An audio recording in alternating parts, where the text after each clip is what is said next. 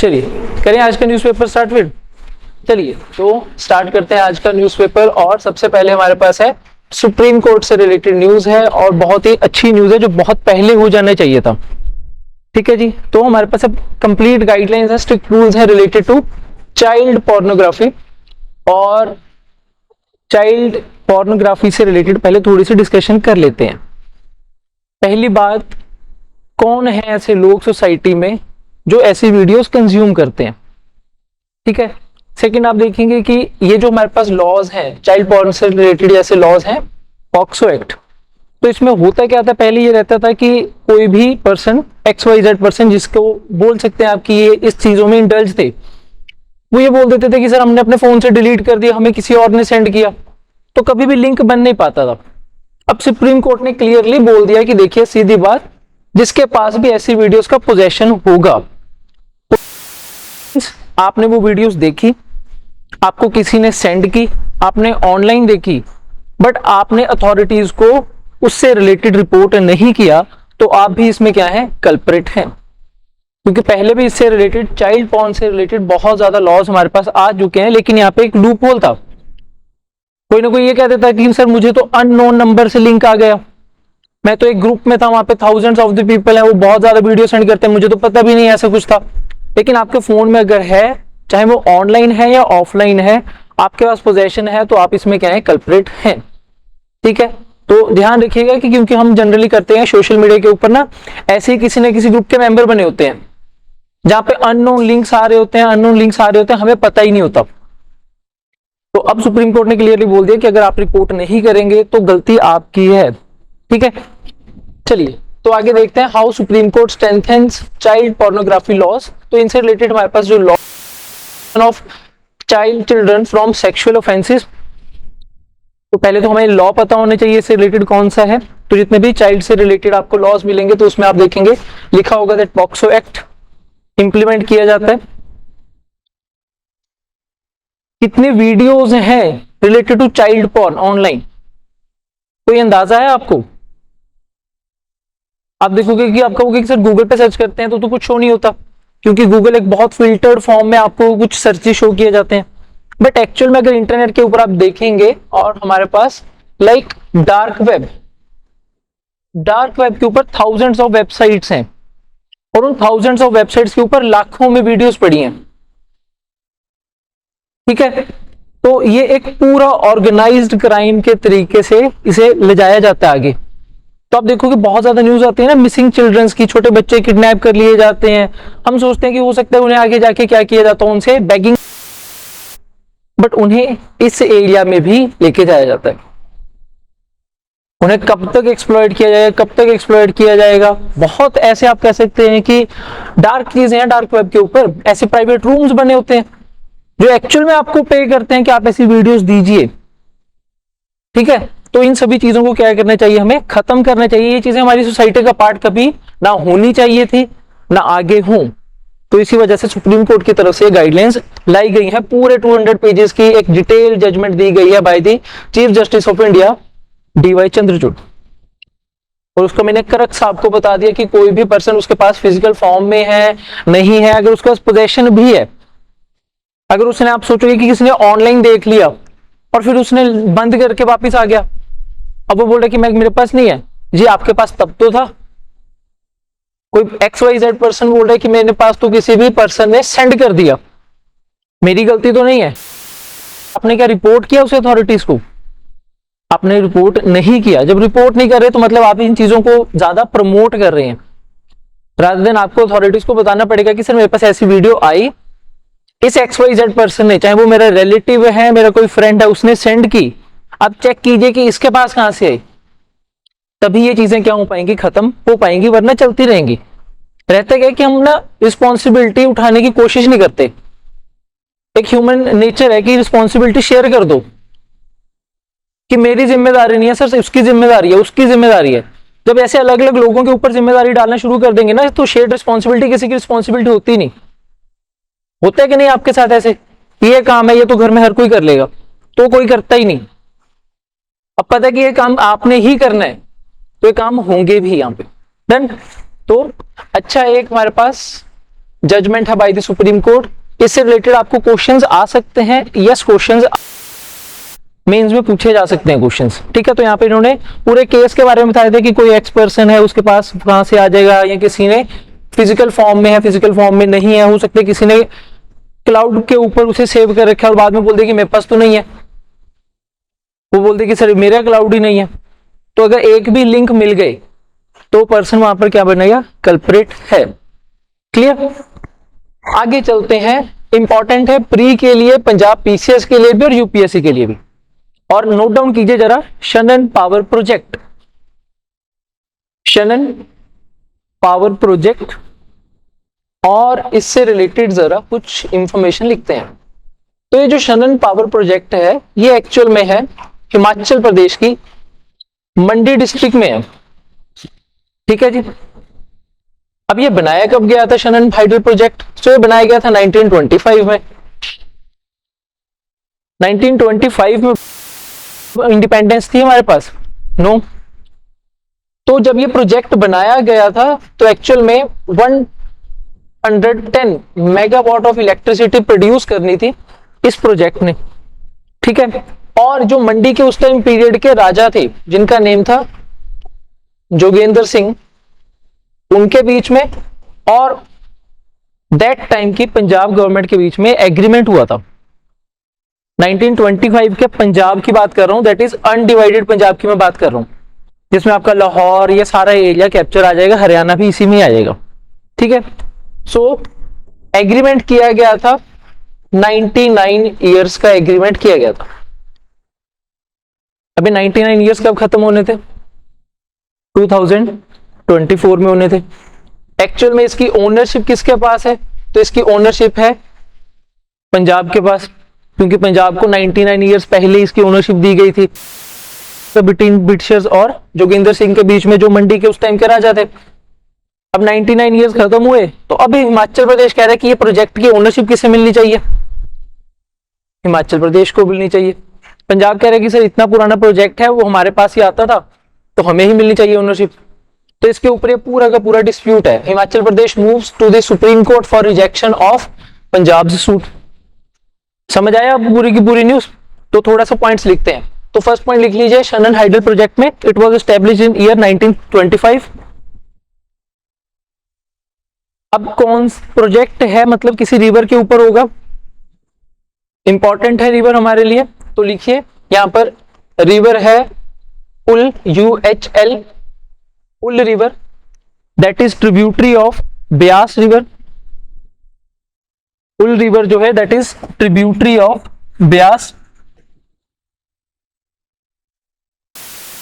Homework आपके लिए, tributaries of Beas और भी हैं हमारे पास, क्या वो लिखी जा सकती हैं? यस।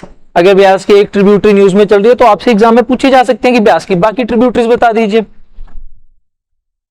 तो छोटा सा होमवर्क, नेक्स्ट क्लास में आपसे पूछूंगा ब्यास की ट्रिब्यूटरीज, ठीक है। तो हमें यह पता चल गया कि उल रिवर के ऊपर that is tributary of Beas. Next लिखिए, the hydel project was constructed, the hydel project was constructed as an agreement between, the Hydel project was constructed as an agreement between Raja Jogendra Bahadur, Raja Jogendra Bahadur and British government, and British government. Next point, after Punjab Reorganization Act, कब होगा Punjab reorganisation? Haryana कब बनेगा? 1966।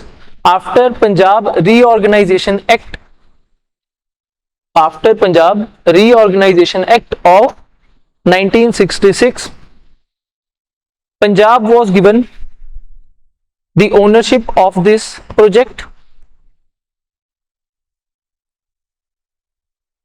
और present status है क्या? तो present status है status को।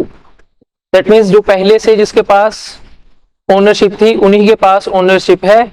अभी सेंट्रल गवर्नमेंट ने रिसेंटली स्टेटस को के ऊपर ही रखा है कि अभी इसके ऊपर डिस्प्यूट है, डिस्प्यूट आगे सॉल्व कर लेंगे।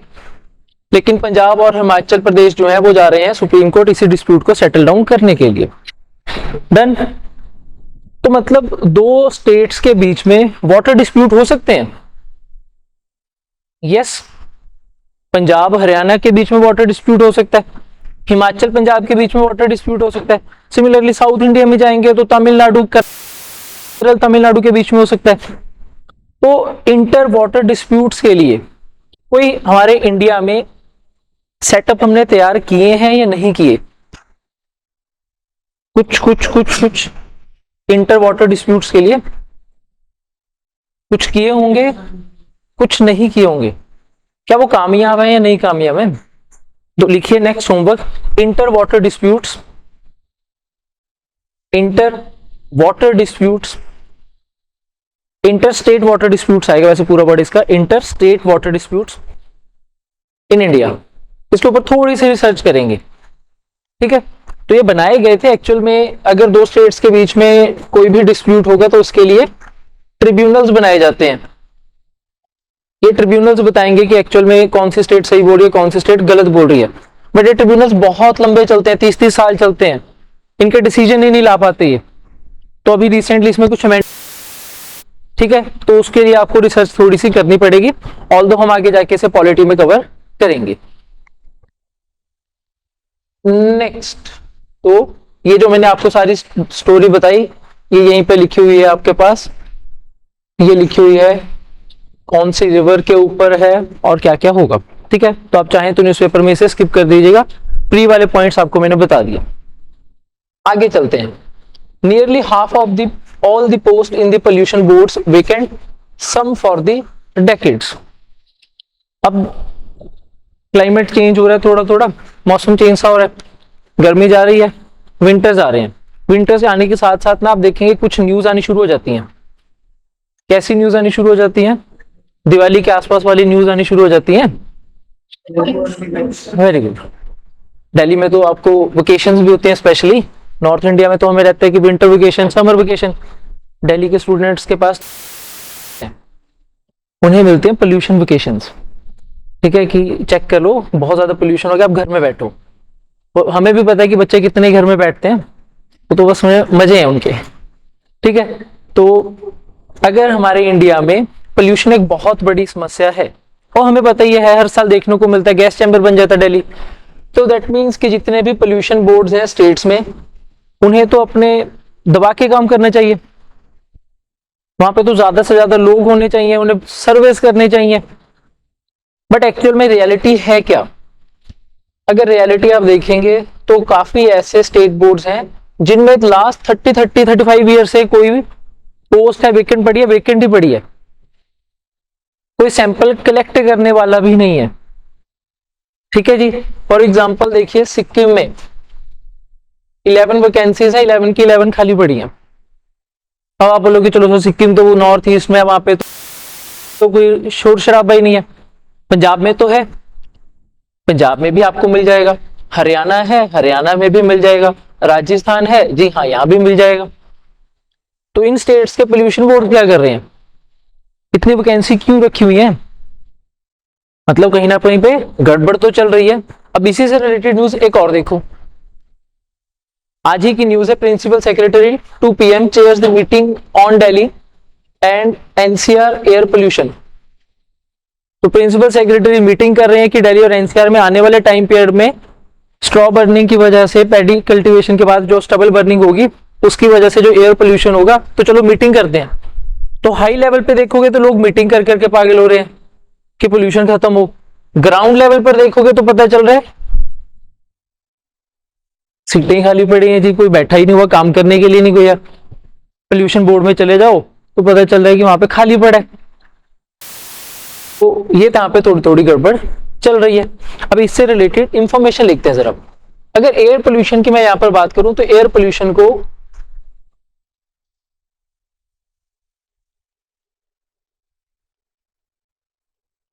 कैलकुलेट करने के लिए मेरे पास होना चाहिए एक इंडेक्स, एयर पोल्यूशन इंडेक्स। आपके सबके फोन में आता होगा एयर पोल्यूशन इंडेक्स। आज जो है हमारा चंडीगढ़ के पोल्यूशन सेटिस्फैक्ट्री है, गुड है, एयर क्वालिटी। तो एयर क्वालिटी कैसे मेजर की जाती है? एयर क्वालिटी कैसे मेजर की जाती है? ऐसा तो नहीं होगा कि एक पोल्यूशन बोर्ड का ऑफिशियल बाहर जाएगा, ऑफिस से ऊपर देखेगा, सर आज साफ लग रहा है, लिख दो सेटिस्फैक्ट्री। या नहीं? आज सर थोड़ा सा, हाँ जी हाँ जी, लीजिए लीजिए। आज सर थोड़ा सा लग रहा है कि पोल्यूशन ज्यादा है, तो लिख दो कि मॉडरेट है। आज कुछ नहीं दिख रहा सर, खत्म करो, आज लिख दो कि वेरी बैड पोल्यूशन। ऐसे तो नहीं होगा, सेट किए गए होंगे। तो बताइए फिर कौन कौन से स्टैंडर्ड सेट किए गए होंगे? जितनी, कौन कौन सी गैस? हाँ जी, 8 गैसेस हैं। मतलब हमने एयर पोल्यूशन इंडेक्स बनाना है, वो पूरे इंडिया में हम लेके जाएंगे कि इसी एयर पोल्यूशन इंडेक्स को अलग अलग स्टेट्स में, अलग अलग डिस्ट्रिक्ट में उसे मेजर कर लेते हैं। ठीक है, तो मतलब हेडिंग डाल लीजिए एयर पोल्यूशन इंडेक्स, और इसके नीचे लिखना जरा स्टार्ट कीजिए, एयर पोल्यूशन इंडेक्स लिखिए। एयर पोल्यूशन इंडेक्स, या फिर इसे आप लिख सकते हैं एयर क्वालिटी इंडेक्स लिख लीजिए, और इजी हो जाएगा आपके लिए। Air quality index, it was launched in year, it was launched in year 2014, it was launched in year 2014 by central government, it was launched in year by central government as a part of स्वच्छ Bharat campaign, स्वच्छ Bharat campaign. Next point, कौन कौन से pollutants इसमें major किए जाएंगे? तो लिखिए PM10, PM10, PM2.5, next nitrogen dioxide, sulphur dioxide, carbon monoxide. Science background है स्टूडेंट्स के, जिनके साइंस बैकग्राउंड नहीं है तो ये है nitrogen dioxide, sulphur dioxide, carbon monoxide. Next ozone, next lead, ozone, lead, और लास्ट में लिखिए अमोनिया।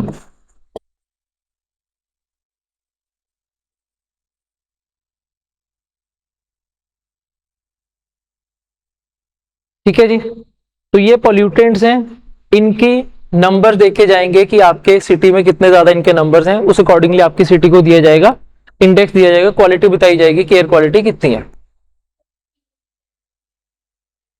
बता रहे हैं, ये है पर्टिकुलेट मैटर 10, पर्टिकुलेट मैटर 2.5, ये समझाऊंगा अभी। तो जब भी दिल्ली में पोल्यूशन आपको देखने को मिलता है, तो आपने न्यूज तो देखी होंगी सबने, तो दिल्ली की गवर्नमेंट क्या करने लग जाती है? दिल्ली में कुछ कुछ किए जाते हैं, मेजर्स लिए जाते हैं। क्या मेजर्स लिए जाते हैं? ऑड इवन, और स्कूल, और बस स्कूल बंद कर दो, ऑड इवन कर दो, बात खत्म, पोल्यूशन खत्म। पहले इन्हें थोड़ा ध्यान से देखते हैं। तो NO2, SO2 और ओजोन, इनकी एमिशन कहां से होती है?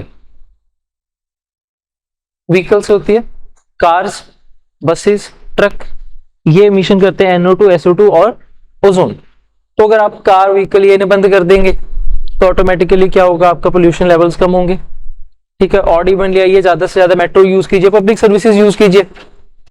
नेक्स्ट कार्बन मोनोऑक्साइड, इसे अभी छोड़ते हैं, और ये देखिए जरा PM10, PM2.5, PM10, PM2.5, इनका मतलब है पर्टिकुलरेट मैटर 10, पर्टिकुलर मैटर 2.5, मतलब साइज बड़ा है एक का साइज छोटा है। आप ना देखेंगे विंटर्स में आपको देखने को मिलेगा कि छोटे कण हैं, मिट्टी के कण बोल लीजिए, यहां लगता है कि कुछ ना ऊपर चल रहा है। ठीक है, तो वही जो है वो है PM10 और PM2.5। अगर पोल्यूशन लेवल बहुत ज्यादा है तो आप कंस्ट्रक्शन एक्टिविटी ज्यादा करोगे, कम करोगे? कम, क्योंकि जब कंस्ट्रक्शन एक्टिविटीज हो रही हैं, दैट मींस ये जो छोटा, जब मैं से वर्ड यूज कर लेता हूं धूल, ये धूल के पार्टिकल्स जो हैं एटमॉस्फेयर में जाएंगे, तो मतलब ये ज्यादा इंक्रीज करेंगे, तो ऑटोमेटिकली आपका एयर क्वालिटी इंडेक्स डिक्रीज करेगा। नेक्स्ट, जो रोड्स की सफाई करनी है, आपने देखा होगा कि चंडीगढ़ में भी करते हैं, आपके घर में भी रोड की सफाई करते हैं, वो किस तरीके से कर रहे होते हैं, लगाते हैं झाड़ू ऐसे दबा दबा के, उड़ने दो जितनी मिट्टी उड़ती है। तो वो एक्चुअल में कर क्या रहे हैं, क्या इंक्रीज कर रहे हैं वो NO2 SO2 कार्बन मोनोऑक्साइड ये तो कुछ मिट नहीं कर रहे, वो तो एटमॉस्फेयर में ये डाल, तो और ज्यादा क्या होगी, हमारा एयर क्वालिटी इंडेक्स डिक्रीज हो जाएगा। तभी आप देखो कि जब एयर क्वालिटी इंडेक्स को ठीक करना होता है ना, तो दिल्ली में क्या करते हैं, वाटर स्प्रिंकल कर रहे होते हैं, रोड्स के ऊपर वाटर स्प्रिंकल करने लग जाते हैं कि पानी का छिड़काव करते हैं, पेड़ों के ऊपर करेंगे, पेड़ों के अलावा रोड्स के ऊपर करेंगे, जिससे हम क्या कंट्रोल कर रहे होते हैं, इसे कंट्रोल कर रहे होते हैं कि अगर 8 में से 2 को भी कंट्रोल कर लिया हमने, प्लस ऑड इवन से हमने ये कंट्रोल कर लिया, तो ऑटोमेटिकली एयर क्वालिटी आपकी क्या हो जाएगी, बेटर हो जाएगी। समझ आया जी। तो तभी आप देखोगे कि जो ऑड इवन के टाइम पीरियड में जो रोड्स है ना, वो मशीन से साफ करेंगी, इन्हें भी छुट्टी दे दी जाती है कि जो मैन्युअली रोड साफ कर रहे होते हैं। देन एक होमवर्क लिखिए इसी से रिलेटेड। अब समझ आया ये, तो लिखिए होमवर्क लिखिए, national clean air programme, national clean air programme इसी से रिलेटेड है, तो पढ़ेंगे। अब मैंने बेस तैयार कर दिया इसका आपके लिए, एयर पोल्यूशन का, ठीक है जी। और ग्राउंड रियलिटी अगर आप न्यूज़पेपर में देखेंगे तो पता चल ही रहा है कि हम क्या क्या कर रहे हैं और क्या क्या नहीं कर रहे।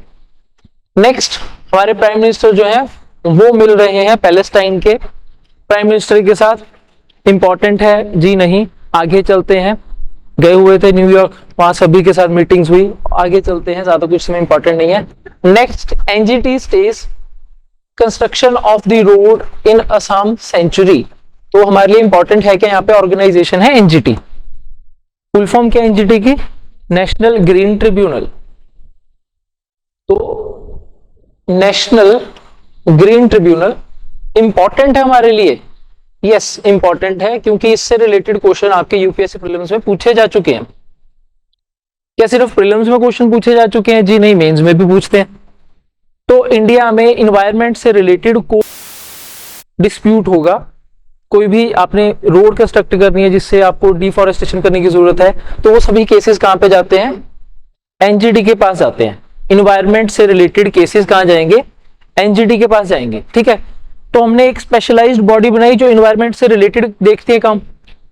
सुप्रीम कोर्ट नहीं जाएंगे, हाई कोर्ट नहीं जाएंगे, अब इन्वायरमेंट से रिलेटेड काम सुप्रीम कोर्ट हाई कोर्ट में चले गए, वहां पे तो पहले से बहुत केसेस चल रहे हैं। तो मतलब किसी ने मेट्रो बनाने के लिए बहुत ज्यादा पेड़ काट दिए, हम चले गए हाई कोर्ट में, सुप्रीम कोर्ट में, वो मेट्रो भी नहीं बनेगी, वो पेड़ भी नहीं वापस आने वाले, इतना लंबा चलते रहेंगे। तो हमारे पास एक स्पेशल ऑर्गेनाइजेशन चाहिए थी जो हमने बनाई 2010 में, 2010 में बनाई गई थी NGT। अब इसके बारे में थोड़े से पॉइंट्स लिखते हैं, ठीक है। तो लिखिए NGT was established by National Green Tribunal Act of 2010। NGT was established by National Act of 2010। अब कोई भी बॉडी अगर एक एक्ट से बनी है तो वो कैसी बॉडी होगी, स्टैच्यूटरी बॉडी होगी। कॉन्स्टिट्यूशन में तो नहीं लिखी थी ये जी नहीं, कॉन्स्टिट्यूशन में बाद में बनाई गई है, तो it is a statutory body.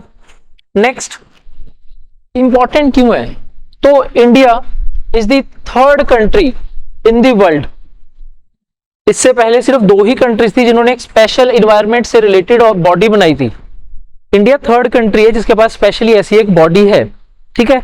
India से पहले कौन कौन सी कंट्रीज हैं, तो इंडिया से पहले हमारे पास ऑस्ट्रेलिया और सेकंड नंबर के ऊपर थी न्यूजीलैंड।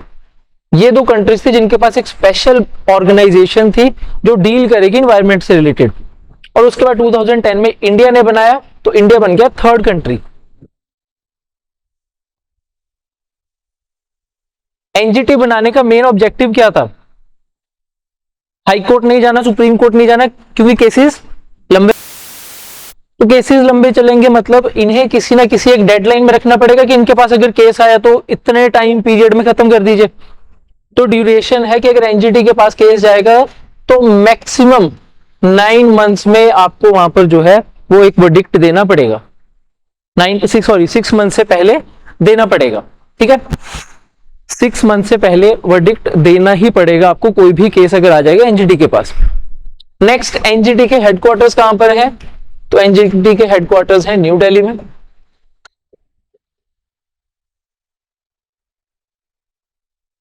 अब एक छोटा सा क्वेश्चन, एनजीटी के मेंबर्स होंगे, कैसे मेंबर्स चाहिए? सिर्फ इन्वायरमेंट वाले चाहिए? सिर्फ इन्वायरमेंट वाले चाहिए? लॉ वाले भी चाहिए? मतलब मुझे एनजीटी में दो तरह के मेंबर्स चाहिए, एक तो मैं सबसे ऊपर रख दूंगा चेयरपर्सन जो लीड करेगा एनजीटी को, देन नीचे होने चाहिए मेंबर्स और कुछ होने चाहिए एक्सपर्ट मेंबर्स। एक्सपर्ट मेंबर्स जो इन्वायरमेंट से रिलेटेड एक्सपर्ट होंगे, ठीक है? तो लिखिए NGT includes chairperson comma judicial members, chairperson comma judicial members and expert members. अब मेंबर्स हैं तो मतलब मेंबर्स की टेन्योर भी रखनी पड़ेगी मुझे, तो इनकी टेन्योर लिखिए। So the tenure of NGT members is 3 years or 65 years of age, 3 years 65 year। Next लिखिए point, in NGT there should be at least 10 members, in NGT there should be at least 10 and maximum 20 members। तो कहीं पर भी fixed membership नहीं लिखी गई, बस इन्होंने बोल दिया कि कम से कम कितने मेंबर्स होने चाहिए 10, मैक्सिमम कितने मेंबर्स हो सकते हैं 20। ठीक है जी, कोई भी आपको लिखेगा कि एनजीटी में 15 मेंबर्स ही होने चाहिए, ओनली वर्ड आ जाएगा, ओनली गलत है, मिनिमम 10 मैक्सिमम 20। नेक्स्ट, अगर एनजीटी के पास केस चला गया, किस तरीके से यहां पे केस को डिस्पोज ऑफ किया जाएगा? वही सेम प्रोसीजर जो हाई कोर्ट में जाता है, जो सुप्रीम कोर्ट में जाता है, मतलब कि एविडेंस लेके आइए, कुछ आपके पास बोलने वाले होने चाहिए, लोग बोलें कि सर देखो मैं आई विटनेस हूं, ये एविडेंस है, तो इनके पास केस जाएगा तो ये कुछ करेंगे। ये एनजीटी शांत बैठा रहेगा, कोई बोलेगा कि हमारे पास कोई आएगा तो ही हम कुछ करेंगे, वैसे नहीं हम करते। मतलब मैं कहना चाहता हूं कि ये सुओ मोटो लेंगे या नहीं लेते होंगे। अगर हमने एक स्पेशल ऑर्गेनाइजेशन बनाई है जो इन्वायरमेंट से रिलेटेड ही डील करेगी, पावर भी तो दो। तो पावर कैसे देंगे कि एनजीटी के पास जरूरी नहीं है कि आप केस लेके जाओगे कि सर चंडीगढ़ में पेड़ काट दिए, अब आप आइए।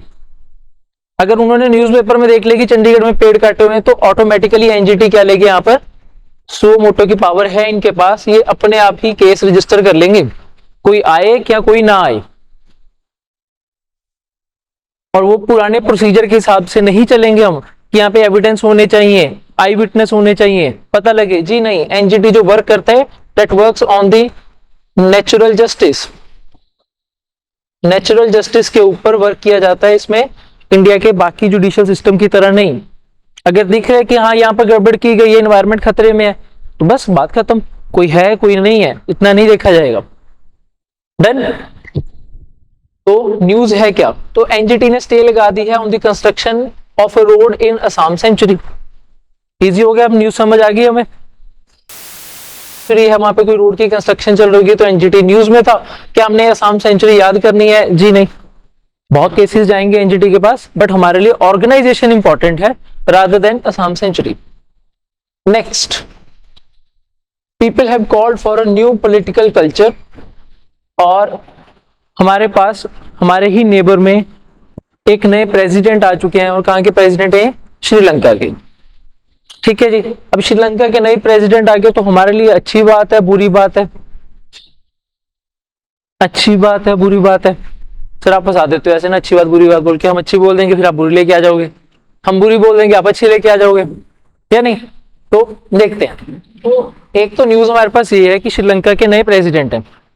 नेक्स्ट, इसी से रिलेटेड दो हमारे पास एडिटोरियल्स हैं। अब इन्हों तीनों ही न्यूज को क्या करते हैं, कंबाइन करते हैं और समझते हैं कि कहना क्या चाह रहे हैं। आगे हमारे पास मैप इंडिया। इंडिया की एक पॉलिसी है और वो पॉलिसी है नेबर फर्स्ट पॉलिसी। जनरली हमारे ट्रेंड रहता था जो भी नए प्राइम मिनिस्टर आएंगे वो सबसे पहले विजिट कहां पे करते थे? अपने नेबरहुड में ही किया जाता था। कोई नेपाल चले जाता था, कोई भूटान जाते थे, कोई बांग्लादेश। अब यहां पर एक एक करके क्या बताते चलिएगा कि हमारे नेबरहुड में चल क्या रहा है। सबसे पहले हमारे वेस्टर्न नेबर्स, ये तो हमारी एनिमी स्टेट है ही है, ये तो सभी इंडियंस डिक्लेयर ही किया हुआ है कि इनके साथ तो कुछ करना ही नहीं आपने। ठीक है, तो ये तो गए। नेक्स्ट, इधर सबसे बड़ा बॉर्डर जो शेयर कर रहे हैं हम, बहुत बड़ा चाइना के साथ, तो इनके साथ क्या रहते हैं यहाँ पर, तो इनके साथ चाइना के साथ हमारे बॉर्डर डिस्प्यूट्स हैं। ऑल्दो कि हमारे जो फॉरेन मिनिस्टर वो कह रहे हैं कि हमने इनके साथ बॉर्डर डिस्प्यूट 70% सेटल डाउन कर लिए, बट चल तो रहे हैं। नेक्स्ट, इंडिया के ही बॉर्डर पे है हमारे पास अफगानिस्तान। अफगानिस्तान में किनका रूल है, तो वहां पे आ चुकी है तालिबान। ठीक है। नेक्स्ट, बांग्लादेश। बांग्लादेश में क्राइसिस है। बांग्लादेश में क्या क्राइसिस है, उनकी प्राइम मिनिस्टर थी शेख हसीना, जिन्हें माना जाता था कि ये तो इंडिया की बहुत अच्छी फ्रेंड है, वो भगा दी गई। वहां पे प्रोटेस्ट हुए स्टूडेंट्स के। अब बांग्लादेश में प्रो इंडिया नहीं है गवर्नमेंट, वहां पे जो पावर में है गवर्नमेंट वो है जमात इस्लामी, और इन्हें माना जाता है कि ये जो जमात इस्लामी है ये प्रो पाकिस्तान है और प्रो इंडिया नहीं है। लोगों में भी ये सेंटिमेंट्स हैं कि शेख हसीना तो इंडिया की फ्रेंड थी, तो शेख हसीना ने सब कुछ किया, तो इंडिया ने क्या किया, वो तो बांग्लादेश में अपने सारे एग्स जो हैं एक ही बास्केट में डाल दिए शेख हसीना के। अब शेख हसीना गई तो इंडिया के लिए क्राइसिस आ गया बांग्लादेश में। ठीक है जी। नेक्स्ट, हमारे बॉर्डर्स के साथ है म्यांमार। यहाँ पे क्या चल रहा है, मिलिट्री रूल, और मिलिट्री रूल को अगर मैं अच्छी तरह से और ये सिविल वॉर, तो ये गई civil war. Next, Nepal. Nepal में गवर्नमेंट चेंज हो गई, चेंज होती रहती हैं, और यहां पर आप देखेंगे नेपाल में आपको मिलती है कम्युनिस्ट गवर्नमेंट मिली थी लास्ट टाइम, और ये कम्युनिस्ट गवर्नमेंट बहुत ज्यादा चाइना के प्रो है। इंडिया के साथ रिलेशन कैसे हैं इनके, खराब खराब खराब। ठीक है जी। तो नेबरहुड में कोई बचा जिसके साथ अच्छे कुछ चल रहा हो, क्या लग रहा है कि हमारे नेबर सारे ही उड़े पड़े हैं। हमारी तो पॉलिसी थी नेबर फर्स्ट वाली, हम तो सोच रहे थे कि हम ग्लोबल साउथ के क्या बनेंगे, लीडर बनेंगे, हम ये करेंगे हम वो करेंगे, बट ध्यान से अगर देखें रियलिटी में हमारे तो सारे नेबरहुड ही ऐसी तैसी हो रखी है। ठीक है जी। अभी और नीचे चलते हैं, तो नीचे श्रीलंका के नीचे आपको मिलेगा मालदीव्स। तो मालदीव्स में क्या था, तो वो अगेन इंडिया आउट कैंपेन के साथ आए कि हमें इंडिया पसंद नहीं है। बचा कौन था यहाँ पे, श्रीलंका। तो श्रीलंका में from last many years economic crisis था, इकोनॉमिक क्राइसिस। फाइनली लोगों ने तंग आके ना वहां पे नए प्राइम मिनिस्टर प्रेसिडेंट को चूज कर लिया, जिनका नेम है अनुराग कुमार, और ये जो है ये हैं left wing leader, ultra nationalist है, और बस ऐसे समझ लो कि इनका मेन ऑब्जेक्टिव अब तो नहीं, जो पहले इनकी पार्टी थी जिसका नाम था जेवीपी, उनका ये मेन ऑब्जेक्टिव रहता था कि इंडिया के अगेंस्ट ही बोलना है। ठीक है। तो मतलब एक बचा था श्रीलंका, इस पर भी लगा दिया गया क्रॉस। इंडियंस की कुछ इन्वेस्टमेंट थी श्रीलंका में, यस इन्वेस्टमेंट, अडानी ग्रुप ने बहुत बड़ा एक सोलर प्लांट बनाना था श्रीलंका में। अभी ये प्रेसिडेंट बने हैं और ये कह रहे हैं कि मेरे आते ही ये पहले प्रोजेक्ट बंद करूंगा मैं। ठीक है जी। तो मतलब अब किया क्या जाए, क्वेश्चन तो ये है किया क्या जाए। ध्यान से अगर हम देखें तो हमारी तो नेबरहुड सारी की सारी क्या हो रखी है, एंटी इंडिया हो रखी है ये तो, और प्रो चाइना। बांग्लादेश वाली जमात में अगर आ गई वहां पे तो जमात इस्लामी वो प्रो पाकिस्तान। म्यांमार में अभी तक सिविल वॉर चल रही है। तालिबान के साथ हमारा रिलेशन पता ही आपको, तो करें क्या। तो मतलब 2024 और नेक्स्ट आने वाले जो ईयर्स हैं हमारी डिप्लोमेसी के लिए कैसे रहने वाले हैं, थोड़े से ज्यादा अच्छे रहने वाले हैं, बुरे रहने वाले हैं। दबा के शांत नहीं बैठा जा सकता कि कुछ नहीं है, सब अच्छा है, सब अच्छा है, सब अच्छा हमारे नेबरहुड में नहीं है। अब आपको लग रहा होगा कि सर ये तो फिर आपने नेगेटिव इमेज क्रिएट कर दी, कि ऐसे तो लग रहा है कि इंडिया क्राइसिस में है ना। तो इसको पढ़िए, मालदीव्स मॉडल इन श्रीलंका। इंडिया की डिप्लोमेसी की बात ये है हम एक साइड पे यूएस के साथ भी डील कर रहे होते हैं और दूसरी साइड पे रशिया के साथ भी डील कर रहे होते हैं।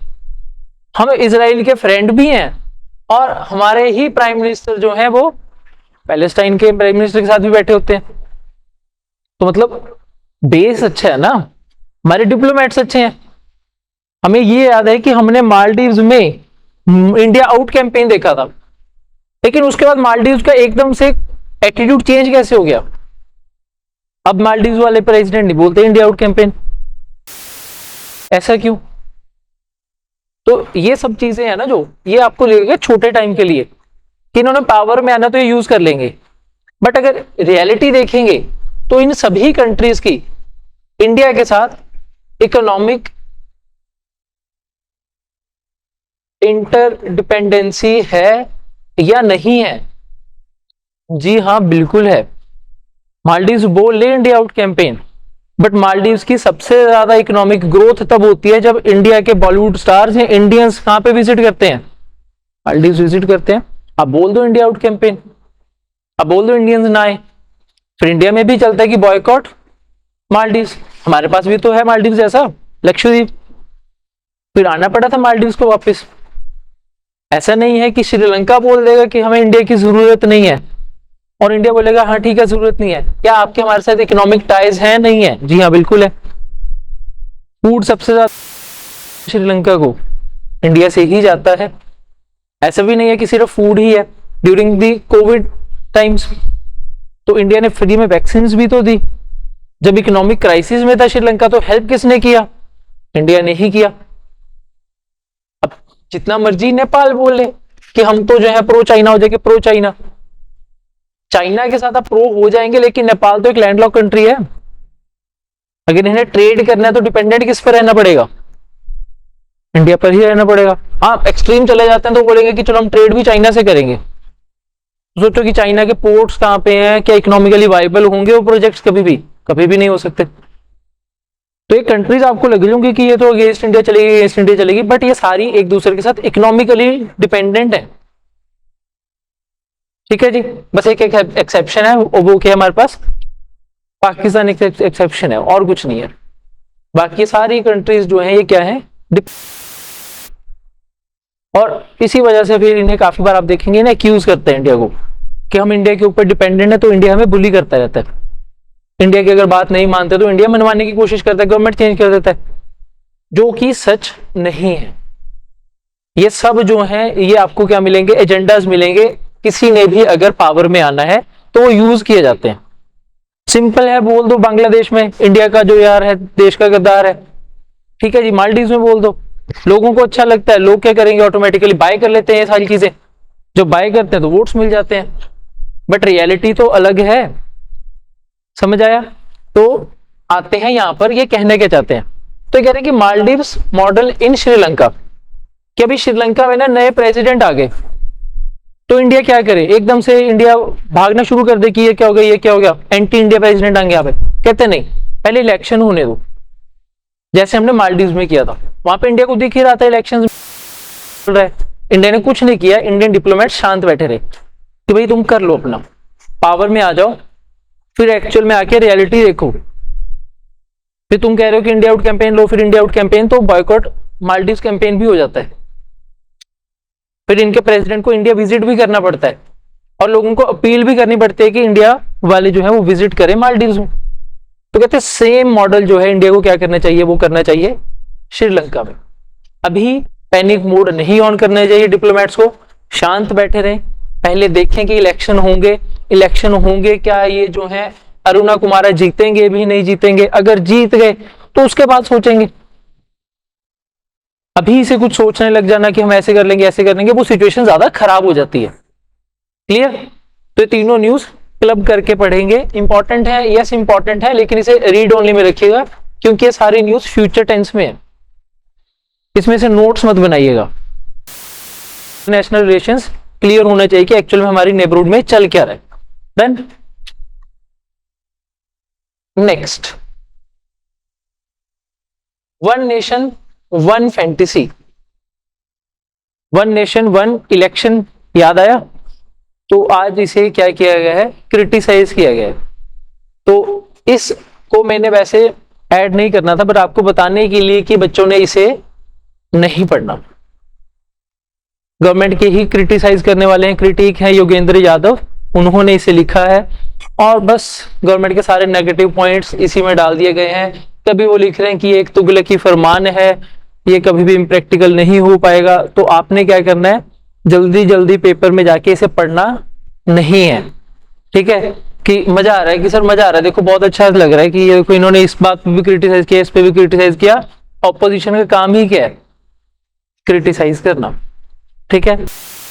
में अपने जो एक्चुअल नोट्स हैं वो मत लिखने लग जाना कि मैं ये सारी चीजें लिख लूं, क्योंकि कब आपको पता लगेगा कि आप ही ऑपोजिशन के माउथ पीस बन गए, आपको गवर्नमेंट की कोई पॉलिसी अच्छी लग ही नहीं रही, ठीक है। तो इसी वजह से मैंने ये लिखा है, इसे क्या करेंगे आप, स्किप करेंगे, नहीं पढ़ना हमने ये। आगे चलते हैं। It isn't broken, don't fix it. और ये इंपॉर्टेंट है हमारे लिए, क्योंकि ये इंपॉर्टेंट है इकोनॉमी के पॉइंट ऑफ व्यू से। इकोनॉमी की क्लासेस चल रही हैं आपकी, इन्फ्लेशन टारगेट्स चल रहे हैं। बताइए फिर इन्फ्लेशन टारगेट्स क्या होते हैं। VSS तो हुआ था, अभी शांति हो गई। इन्फ्लेशन टारगेट्स, हमारे इन्फ्लेशन टारगेट्स जो हैं, क्या वो फिक्स्ड इन्फ्लेशन टारगेट्स हैं या फिर वो जो है फ्लेक्सिबल है? ये दोनों है, फिक्स्ड है, फ्लेक्सिबल है। जनरली फिक्स्ड भी फिक्स रखे हैं कि इसे 4% पे रखना है, फ्लेक्सिबल है कि मतलब प्लस माइनस 2%। तो दोनों ही हैं। कब से आने शुरू हुए ये टारगेट्स? जब से इंडिपेंडेंस मिले तब से हमने सोचा हुआ था कि इन्फ्लेशन के टारगेट्स होने चाहिए। ये किसी ने, कमेटी ने रिकमेंड किया, जो हमारे RBI के गवर्नर भी रहे हों? बताओ बताओ।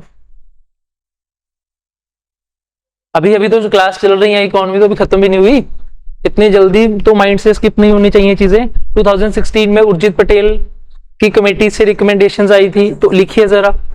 ऐसे तो फिर नोट्स में भी लिखे रह जाएंगे, यहाँ भी लिखे रह जाएंगे, याद होंगे नहीं तो लिखिए। इन 2016 उर्जित पटेल कमेटी, इन 2016 उर्जित पटेल कमेटी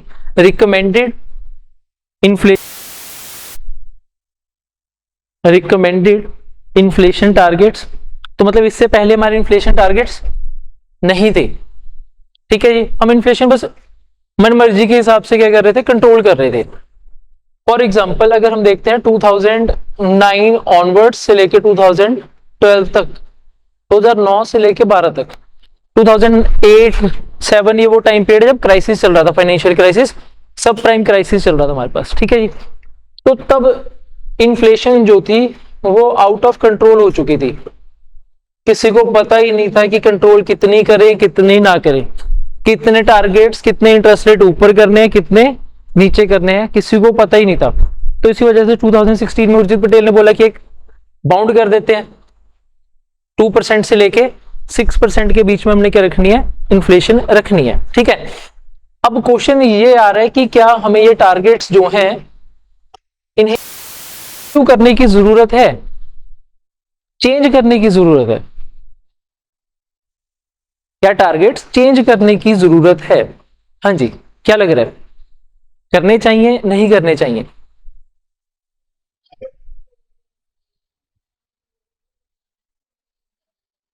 चेंज करना चाहिए, कम कर देने चाहिए, ज्यादा कर देने चाहिए?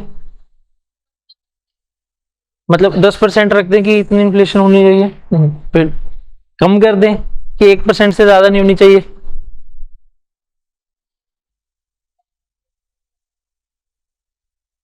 और कुछ इन्फ्लेशन को चलो छोटे छोटे पार्ट्स में डिवाइड करते हैं। सबसे ज्यादा इन्फ्लेशन कौन सी होती है इंडिया में? फूड इन्फ्लेशन रहती है बहुत ज्यादा। तो अगर आप थोड़ा सा ना 2060 ऑनवर्ड्स देखेंगे तो हमें ये पता चलेगा कि हमारी जो RBI है, RBI जो है वो इन्फ्लेशन, कोर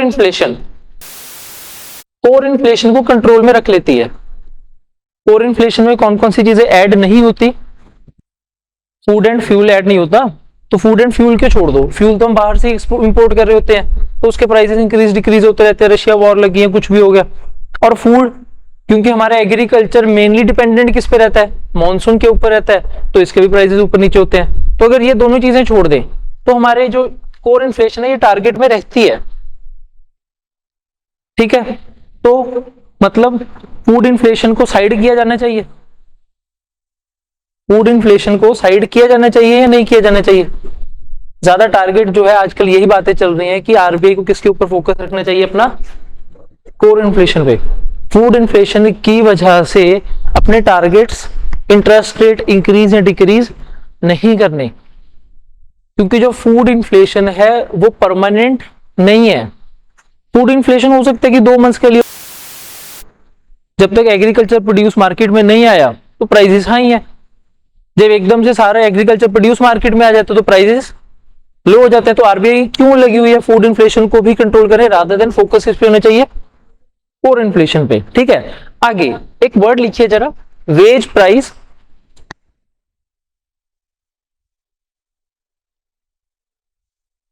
स्पाइरल। लिखा हुआ है पहले, समझा हुआ है, तो पहले भी ऐसे हुई थी फिर समझा भी नहीं पाया। वेज प्राइस स्पाइरल, हाँ जी, हिंट दे देता हूँ आपको, बस ऐसे ऐसे ऐसे ऐसे ऐसे ऐसे घूमते ही रहना बस आपने, ये सर्कल चलता ही रहेगा, रुकेगा नहीं।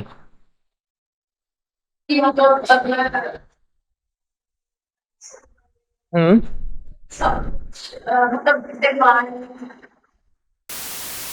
कम ज्यादा कुछ और,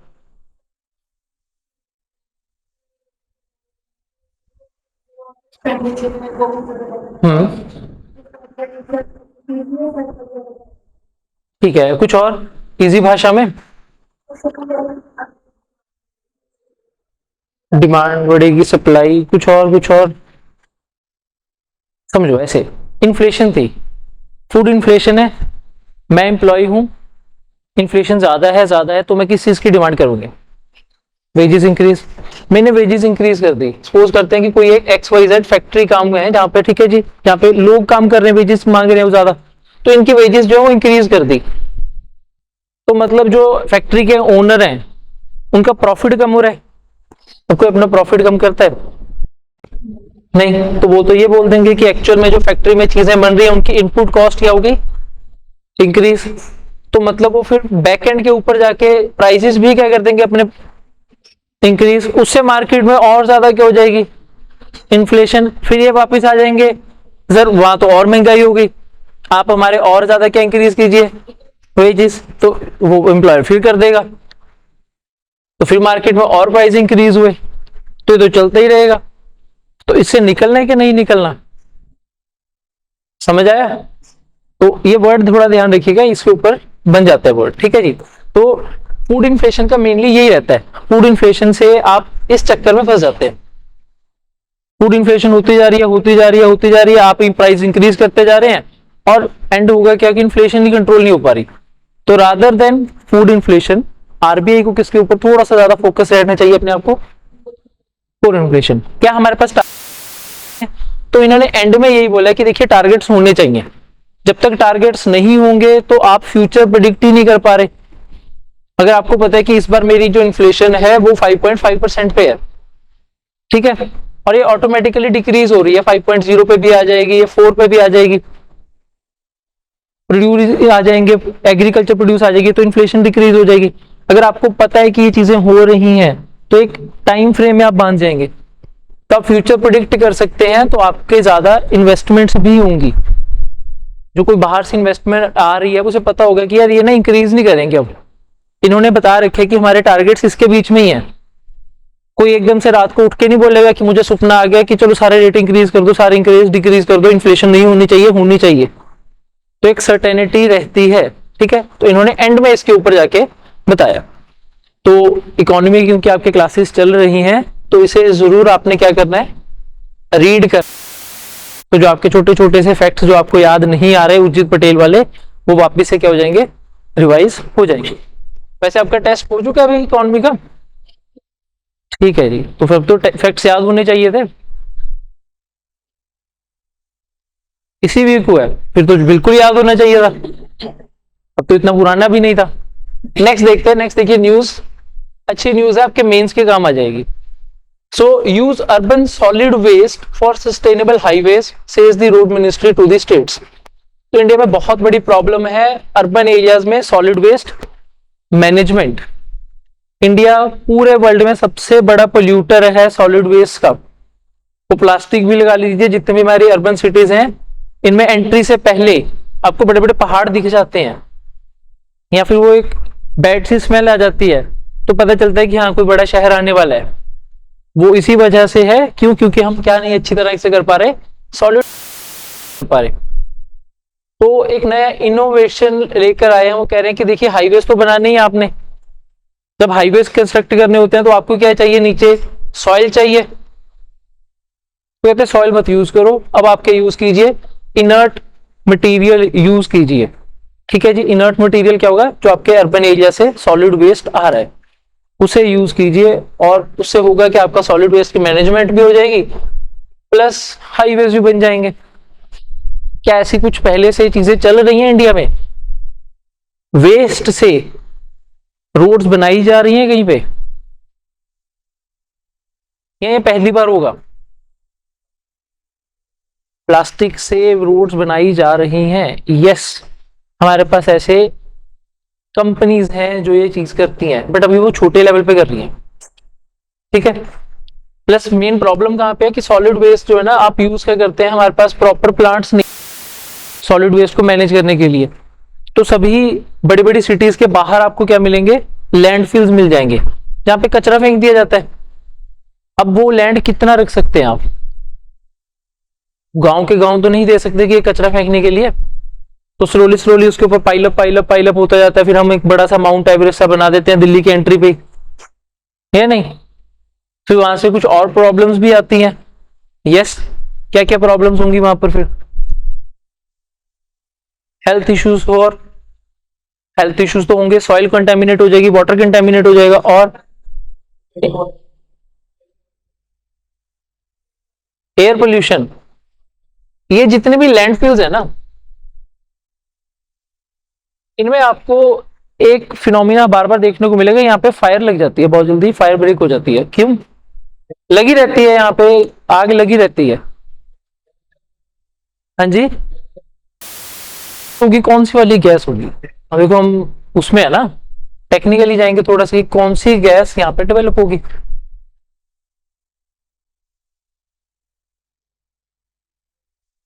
मतलब ऐसी कोई गैस होगी जिसकी पंजेंट सी स्मेल है, इस एरिया में जाओगे अच्छी स्मेल तो वैसे भी नहीं आपको आने वाली। तो याद कीजिए कि कोई ऐसी गैस जो हमेशा ही डेवलप होगी when there is absence of oxygen. Oxygen नहीं है तो हमेशा एक ही गैस आपको देखने को मिलेगी, और वो गैस है कौन सी? तो एग्जाम हिंट भी दे दिया, मीथेन। और मीथेन इज हाईली फ्लेमेबल, जल्दी आग लग जाती है मीथेन को।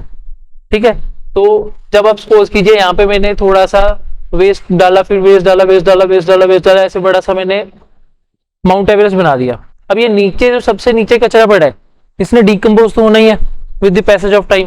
क्या इसे ऑक्सीजन मिल रही है? नहीं। तो in the absence of oxygen methane gas.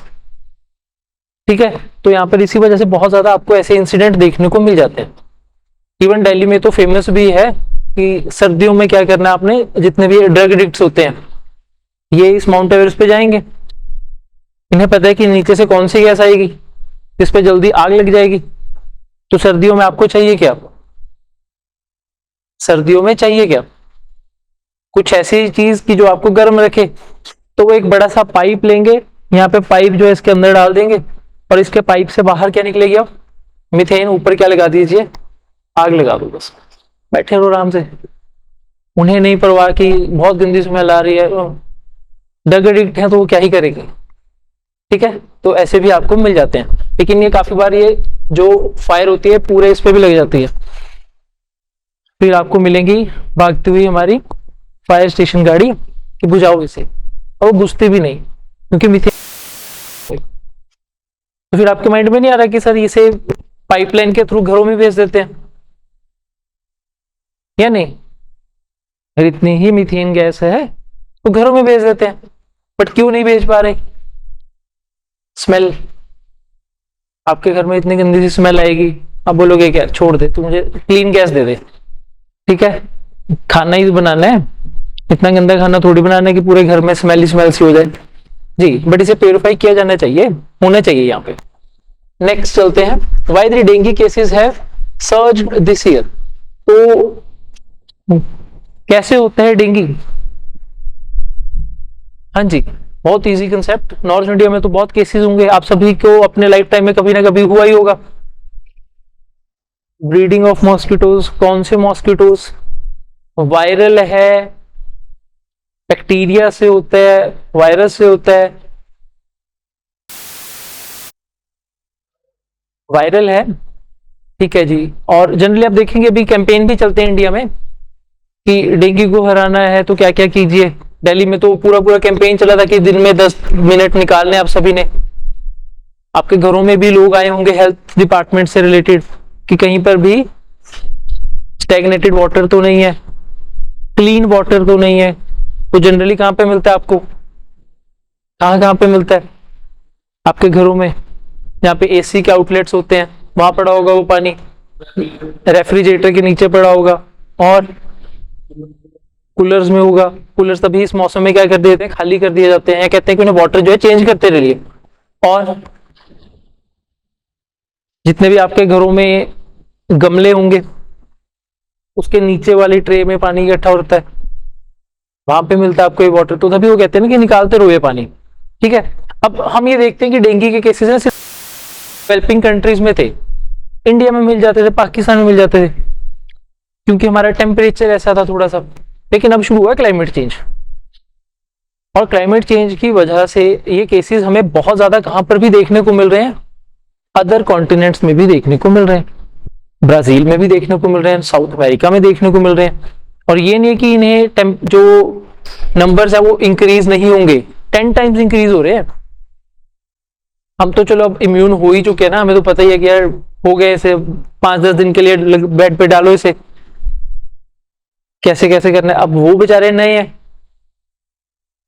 उनके लिए प्रॉब्लम आ गई। ठीक है, चलिए देखते हैं यहाँ पर। सबसे पहले लिखिए, dengue is a viral infection transmitted by aedes aegypti mosquito. Important है, यस। सिम्टम्स क्या लिखने हैं आपने? जी नहीं, आप सभी ने अपनी लाइफ टाइम में इन्हें जरूर, क्या क्या होता है क्या क्या नहीं होता। फीवर होता है, जी हाँ बिल्कुल होता है, ज्वाइंट पेन होते हैं, सब कुछ होता है। नेक्स्ट अब इसके केसेस देखते हैं। एकदम से देखिए 2024 में बहुत ज्यादा केसेस इंक्रीज हुए हैं। 2023 में सिर्फ 4500 थे और हम अराउंड 7000 पे पहुंच चुके हैं। ठीक है, तो इतना बड़ा राइज, पीछे रीजन होगा क्या? सबसे पहला रीजन है क्लाइमेट चेंज। तो शुरू करते हैं यहाँ पर। तो अकॉर्डिंग टू WHO बहुत ज्यादा केसेस जो हैं यहाँ पर इंक्रीज होते हुए मिले, ऑलमोस्ट डबल होते जा रहे हैं केसेस। और कुछ इसमें इंपॉर्टेंट यहां देखिए, इंपॉर्टेंट 2001 के टाइम पीरियड में इंडिया में सिर्फ 8 स्टेट्स थी और एक यूनियन टेरिटरी थी जहां पे आपको डेंगू से रिलेटेड केसेस मिलते थे। ठीक है, आज अगर हम 2001 के बाद 2024 में पहुंचेंगे तो इसमें आपको इनके केसेस मिलेंगे। इवन जम्मू एंड कश्मीर के अलावा लद्दाख में भी मिलेंगे। लद्दाख जनरली कैसा रहता है, माइंड में आता है ना, लद्दाख कोल्ड एरिया होगा, तो लद्दाख में कैसे आ रहे हैं? टेम्परेचर इंक्रीज कर रहा है। ठीक है, क्लाइमेट चेंज की वजह से डेंगू के केसेस आपको लद्दाख में भी मिल रहे हैं, जो गड़बड़ वाली बात है। नेक्स्ट, इसके पीछे क्या क्या रीजंस होंगे? तो सबसे पहला रीजन है अर्बनाइजेशन। क्या रीजन होगा अर्बनाइजेशन? यस, अर्बनाइजेशन, बहुत रैपिड अर्बनाइजेशन हो रही है। ऐसे ऐसे हमारे पास जीरकपुर है, मोहाली है, ठीक है जी, ऐसी जगह मिल जाएंगी आपको जहाँ पे इजीली वाटर जो है वो स्टैग्नेट हो जाएगा, वहां पे ब्रीडिंग की जाएगी मॉस्किटोज की और केसेस मिल जाएंगे। अब एक एरिया जहाँ पे सपोज करते हैं मेरा ही घर है जिसमें ऐसे पानी खड़ा हुआ, जहाँ पे मॉस्किटोज हैं, ब्रीडिंग कर रहे हैं। अब वो सिर्फ मुझे डेंगू करेंगे, पूरी लोकेलिटी को करेंगे? अभी अभी अर्बनाइजेशन हुई थी, पूरी सोसाइटी को 20-15 फ्लोर्स जो है सबको क्या होने वाले हैं? डेंगू होने वाला है। ठीक है जी, तो यहाँ पे रिस्पॉन्सिबिलिटी किसकी है? हेल्थ डिपार्टमेंट की है। ये मेरी है, इंडिविजुअल रिस्पॉन्सिबिलिटी है। Next, climate change. Yes, climate change एक बहुत बड़ा रीजन है। लद्दाख वाले रीजन में अगर आपको केसेस मिल रहे हैं तो उसके रीजन ये है कि क्लाइमेट चेंज की वजह से है। Next, movement of people. Movement of people या फिर मूवमेंट ऑफ गुड्स की वजह से, एक जगह से दूसरी जगह जो हम ट्रेवल कर रहे हैं, कार में चले गए, लद्दाख चले गए, आप थोड़ी गए थे कार में, आपके साथ क्या भी गया होंगे, मॉस्किटोज भी तो गए, ठीक है जी, उन्होंने पैसे दिए थे कार में जाने के, बट आप उन्हें छोड़ आए वहां पे। सिमिलरली गुड्स जो है एक जगह से दूसरी जगह जा रहे हैं, तो उनके साथ क्या जा रहे हैं, ये सभी जो है एजेंट्स वहां भी पहुंच रहे हैं, तो जिसकी वजह से ये नंबर जो है इंक्रीज हो रहे हैं, तो प्रॉब्लम है। बट क्वेश्चन मेरा ये है कि क्या इससे रिलेटेड हमारे पास वैक्सीन हैं, वैक्सीन डेवलप की गई हैं या नहीं की गई, की गई है, लिखा हुआ है, नहीं वैसे अगर बता दो पीछे बिना देखे तो लिखिए। दो वैक्सीन हैं हमारे पास, एक है हमारे पास डेंगू वैक्सिया और एक है क्यू डेंगू। ये दो वैक्सीन हैं डेंगू से रिलेटेड, रिसेंटली डेवलप की गई थी, पहले हमारे पास ये वैक्सीन नहीं होती थी। पहले जनरली ये रहता था कि हमारे इम्यून सिस्टम को स्ट्रॉन्ग किया जाता था, वैक्सीन नहीं थी।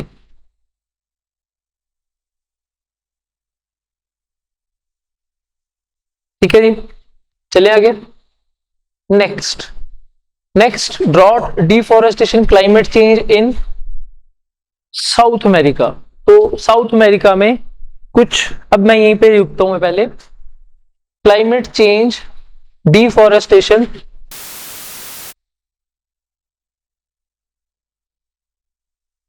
Wild fires. अमेजोन में आपको न्यूज मिलेंगी वाइल्ड फायर्स हैं, आपके कोई रिलेटिव होंगे कनाडा में तो वहां भी न्यूज मिलती है वाइल्ड फायर्स की, ऑस्ट्रेलिया में न्यूज मिलती हैं, क्या इंडिया में भी मिलती हैं? यस, इंडिया में कौन से रीजन में आपको वाइल्ड फायर्स मिलती हैं? उत्तराखंड में, हिमाचल प्रदेश में, हिमाचल प्रदेश में तो बहुत ज्यादा देखने को मिलती हैं। तो रीजंस क्या है इन वाइल्ड फायर्स के? आप सब क्लाइमेट चेंज पर डाल दो, कुछ और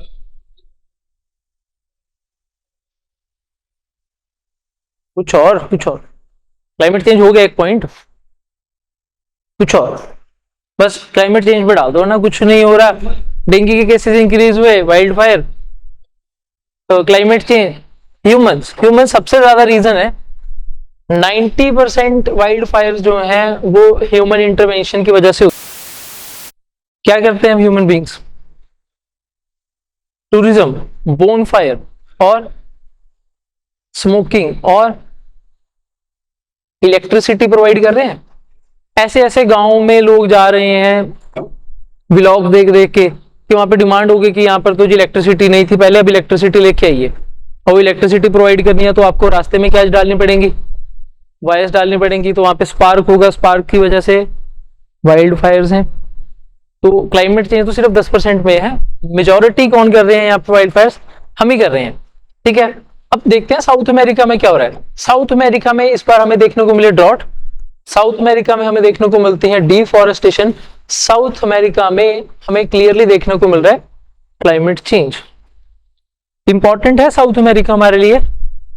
यस, साउथ अमेरिका में है लंग्स ऑफ द वर्ल्ड।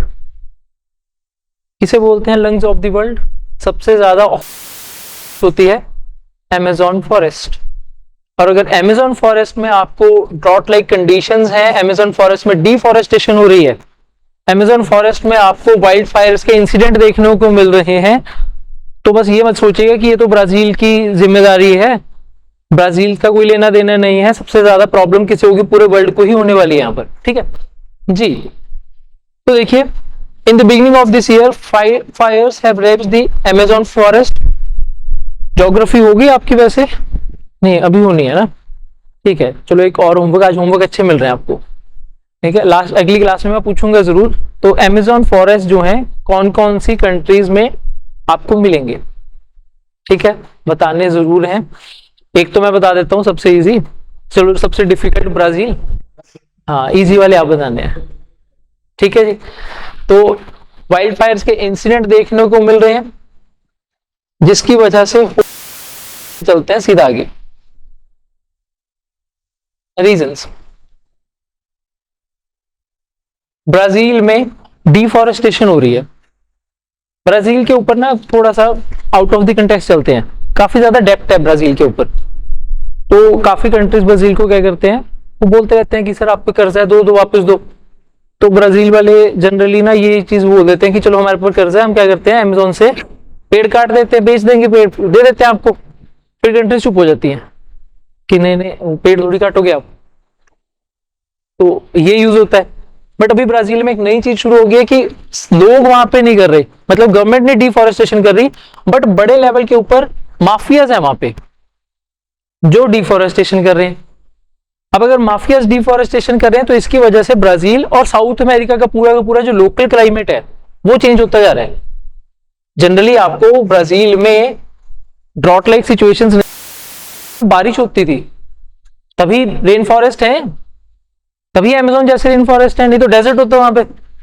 अब वहां पे ड्रॉट लाइक कंडीशंस क्यों बन रही हैं, वो इसी वजह से बन रही हैं क्योंकि वहां पे बड़े लेवल के ऊपर डिफॉरेस्टेशन हो रही है और उसे कंट्रोल भी नहीं किया जा रहा। समझ आया? तो उसी से रिलेटेड ही हमारे पास पूरा का पूरा दिया गया है। ठीक है जी, तो इसे क्या करेंगे, रीड ओनली में रखिए, कुछ ज्यादा इसमें एविडेंस नहीं है, कुछ स्टडीज दी गई हैं और कुछ नहीं है, बट आपको थोड़ा सा पता होना चाहिए कि एक्चुअल में चीजें चल के रही हैं करंट में। डन। चलिए, तो ये था हमारा आज का न्यूज़पेपर। थोड़ी कम न्यूज थी बट आपके पास होमवर्क ज्यादा दिया गया। क्या क्या होमवर्क में हमारे पास, एक एक करके, ब्यास रिवर्स की tributaries, next inter state water disputes, next एक एक करके, हाँ जी, national clean air programme, next last में, हाँ जी, अमेज़न फॉरेस्ट वाला। ठीक है जी, तो कब तक हो जाएगा, मेरी नेक्स्ट क्लास से पहले पहले हो जाना चाहिए। ठीक है, क्योंकि आप सभी होंगे मेरी नेक्स्ट क्लास में और फिर एक एक को पूछे जाएंगे 4 क्वेश्चंस। डन।